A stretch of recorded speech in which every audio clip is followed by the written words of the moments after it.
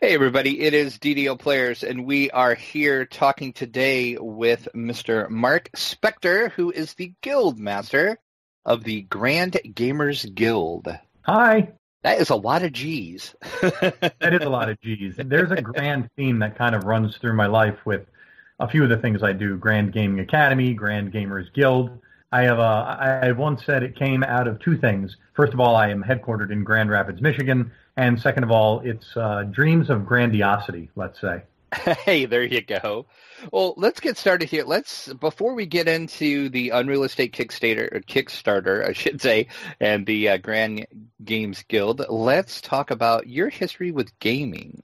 Sure. When I was a kid, played a few mass market games with my mom, but beyond that was never really someone who I'd consider a tabletop gamer. Played video games, Nintendo, Sega, Genesis, all the way up to a Sega Saturn, I think, was my most current ever system.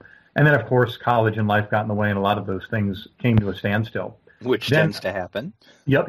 I've often said that college is the worst thing for someone who likes to read for pleasure, because you're just commanded to read a bunch of things that you have. Hopefully you have a desire to read, but many things you don't. Anyway, that's a rabbit trail.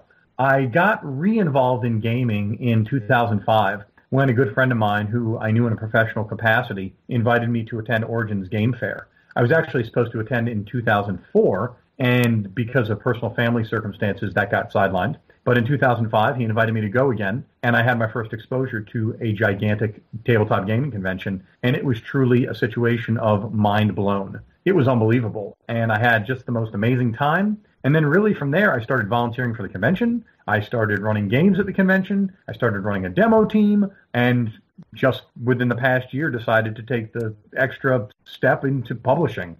It's been, if you'd asked me 10 years ago if I was going to end up here, the answer would have been absolutely not. I never see that happen. And yet here I am. So let's talk about your venture into publishing. What made you decide, this sounds like a good idea, I'm going to do this? Sure. So I had been an insurance agent for 18 years, and it was a fantastic job. It laid the foundation for much of who I am today in a lot of capacities.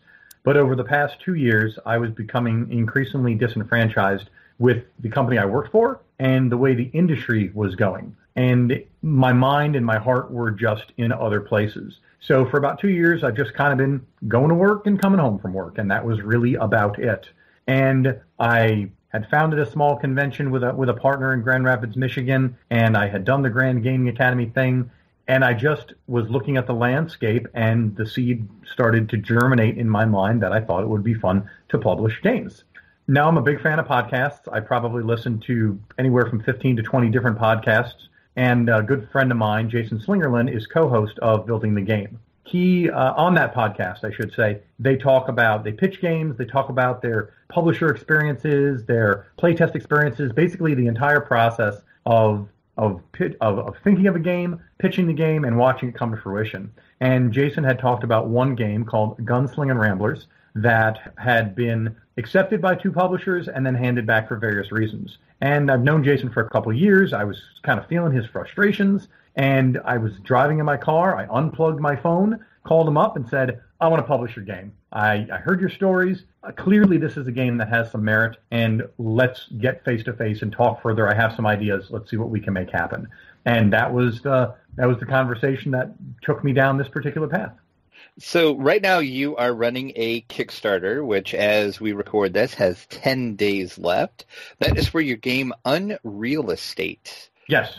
You want to give us the quick, as I always call the elevator pitch for what in the world is Unreal Estate? Sure. So Unreal Estate is a game designed by Jason Slingerland with art by the absolutely fantastic Corinne Roberts. It is a drafting, set collection, and push your luck game wherein you are working to build the most amazing fantasy city by drafting buildings from the proposal board, matching those buildings to the scrap pile, and the bigger, better matches you make, the more points you score. Of course, no game would be complete without a few twists and turns, and so there are 20 special cards, 6 of which you pop into the deck for any given game to provide some extra spice. And right now, the Kickstarter is doing really well. You are currently 327% of your goal, so congratulations for actually getting funded. Thank and you. you're working on those all important stretch goals. Yep. So how are you finding the Kickstarter process? Well, I will tell you, I was reasonably familiar with Kickstarter. I give a lot of credit to David Mackenzie, who is formerly of Clever Mojo Games, who really, in my opinion, broke open Kickstarter for the tabletop gaming audience with Alien Frontiers. I remember seeing that project based on an ad on BGG and wavered back and forth, but eventually ended up backing it, and that was actually the beginning of quite an awesome relationship with David. Since that time, around 2010, Kickstarter is a really crazy landscape. And it's been an interesting ride. We got funded in 24 hours, which was absolutely amazing. A lot of that was natural, and some of that was strategic reaching out just so we could make it happen and earn that badge and be super excited. And then we got picked as a project we love, which are all awesome. Fantastic things. And every day we've been slowly and steadily moving upwards. Of course, it'd be fantastic to have $1 million project. There's, a little bit of standing back and wondering. Granted, there's no miniatures in my game. I get that. But it's a little bit of standing back and wondering, how do they do it? Why are we where we're at versus other projects? But at the end of the day, for a first Kickstarter, I have no complaints. I'm super excited about the game that we have created. I'm super excited about the few remaining stretch goals we have that will make it even better. And the people who have put their faith in me to deliver on a project are going to get a really awesome, complete game with excellent components. And the reviews have been fantastic. This has been a great experience. I don't think I'm going to use Kickstarter for every project that I'm planning to do through Grand Gamers Guild, but I feel like Unreal Estate was an amazing first project to bring to the table. Yeah, it does seem like it was a good fit, and like I said, it everybody seemed to embrace it well, and it took off like wildfire, which is awesome. Yep, absolutely. But one thing I'd like to point out, a lot of people don't read a whole Kickstarter project. This goes back a little bit to what I was saying of, how was my Kickstarter experience. Way down at the bottom, I talk about my publisher's note, and just and to the point that I may or may not use Kickstarter in the future. Just watching the Kickstarter landscape change over the past few years, I just want the audience to know, anyone who puts their faith in me, that I'm putting as much behind this project from a work and monetary standpoint as they are. And I know that's really not always the case these days. For some people, for some organizations, Kickstarter is a pre-order system.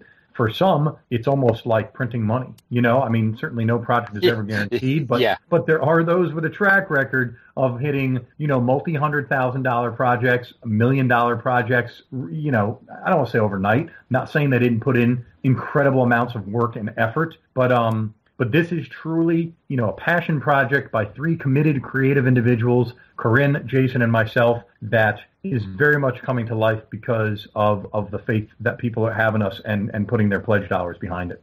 And I did say, as we record this, it's got 10 days left to go, so there's still plenty of time to jump in on this.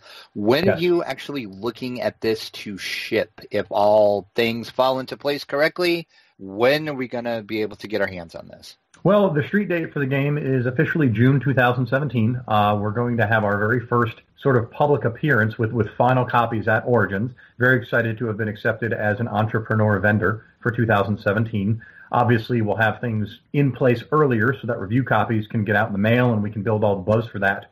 So, my expectation is that it'll end up in the United States sometime, spring next year, and then we'll have it out to be in people's hands late spring, early summer for review purposes, and then the Kickstarter backers will get it right before we go live at Origins. That's the plan anyway. I will do everything I can to fulfill that plan. I truly feel that Kickstarter backers do deserve first crack, and then Origins will be as simultaneous as I can make it. Obviously, there are practicalities to execution. Right.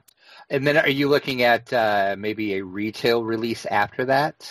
Yes, absolutely. Distribution, I've already locked that into place. Super excited. And so basically all 3 of those things. I also want to have, just from a local standpoint, I've done a lot of demos at local stores, just trying to build the buzz and build the Kickstarter up. I've talked to most of those store owners about having release parties. So that'll happen, again, somewhat simultaneously. The Kickstarter backers will ideally get it first, and then Origins, and then probably have some local Kickstarter parties where people can come and pick it up and play your copy and do all that fun stuff.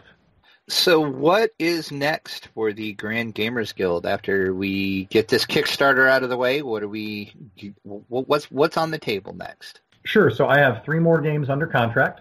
The first is called Stroop, designed by Jonathan Schaffer. It is another card game, which, to be honest with you, I was not looking for at all. But when Jonathan put it on the table and I played it, it was an absolutely done deal. It is. Are you familiar with something called the Stroop effect? I've heard the term before, but I can't tell you exactly what it is. Okay, without digging too deep, the Stroop effect is a mental leap you have to make when you see the word blue, but it's written in orange. Your mind kind of has a moment of reconciliation trying to understand what's going on. So it is a game that is a real-time game, get rid of all your cards, and it plays with that mental hurdle that one has to get through. Game number 3 is called Endangered, and it is a co-op where you are trying to save endangered species from extinction. On one half of the board, the AI of the game is slowly breaking up mating pairs and eliminating individual animals, while on the other half of the board, you are strategically playing cards to influence UN ambassadors to enact legislation to save the animals. And so you have those two things vying against one another. You need to balance resources of the animals themselves and trying to move them around and get them into mating pairs with keeping the cash flowing and keeping the ambassadors happy so that they vote. So by the time you get to a voting year, they are 2/3 of the ambassadors are in favor of saving the animals. And then the last game that I have under contract already is called Pocket Ops, and it is from a component standpoint definitely fits into the microgame category, but to me, and of course I'm very biased, feels so much more than most of the microgames that I have played. It's a sweet little bluffing game that hangs on a very familiar framework, but just plays flawlessly. And the good news actually is that Stroop is going to be going to print at the same time as Unreal Estate. So this is, if you will, I'm giving you a bit of a scoop. I have every intention. I have every intention of printing Unreal Estate and Stroop simultaneously. Going back to what I said about not using Kickstarter for everything, whereas Unreal Estate is an extremely beautiful and visual game. Stroop is a very mind-bendy and not visual game. Not in the Kickstarter sense where the art initially grabs your attention and then you go on to read. Stroop is visually very simple. And so I didn't feel that as games go, that Kickstarter would be the best way to bring it to life. And, you know, I'm a planner and I'm a saver and I'm a budgeter and I'm going to print them simultaneously so that actually both games will see their release at Origins 2017. That is awesome. Can't wait to see both of those at Origins. I'll make sure to stop by your booth at Origins next year. I appreciate that. And before we started recording the interview here, you were mentioning some work you're doing with some children's hospitals. You want to talk about that a little bit? Yeah, absolutely. So one of the things that, again, I had mentioned earlier that I did insurance for 18 years, and I quit that job to pretty much do gaming in some capacity full time. One of the things that I had long since tried to get going was a gaming program at the local children's hospital. Most people know that there's a national organization called Extra Life that does gaming marathons to support local children's hospitals. Our local children's hospital is Helen DeVos. And so once I did not have a full-time job anymore, I was super excited that I could go and volunteer. So about a month ago, I went in and had an absolutely fantastic time playing games with the kids. And my plan, my hope was for a full-blown program. But the people who run those type of things at the hospital are much wiser than me.